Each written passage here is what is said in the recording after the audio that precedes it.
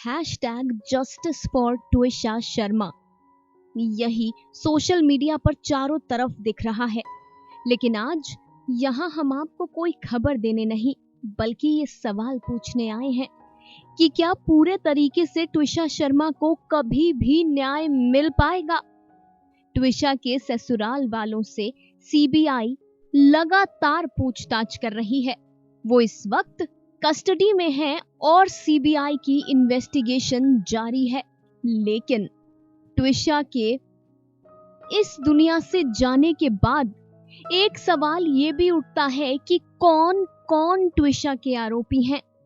चलिए आपको एक वायरल चैट दिखाते हैं।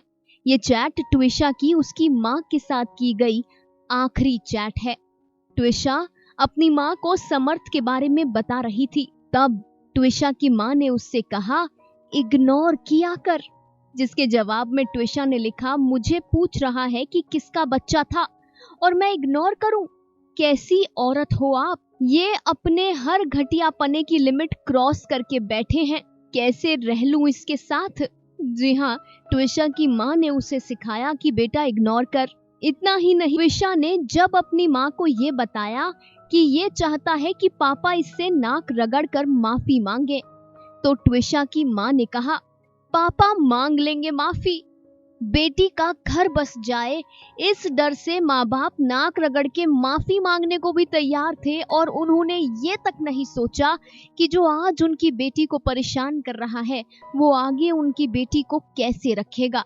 जो इस हद तक गिर रहा है कि अपने पिता समान ससुर को अपने पांव में झुकाना चाहता है, वो उनकी बेटी को सर माथे पर बिठाकर कैसे रखेगा। ट्विशा ने 7 मई को अपनी माँ को मैसेजेस किए, माँ आप मुझे यहाँ से लेने आ जाओ कल प्लीज। आई डोंट थिंक मैं अब समर्थ के साथ रह पाऊंगी।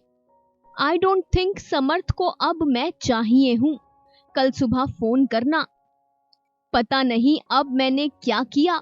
समर्थ ने मुझे कहा कि 1 साल से झेल रहा है मुझे नहीं समझ आ रहा कि मैं क्या करूं।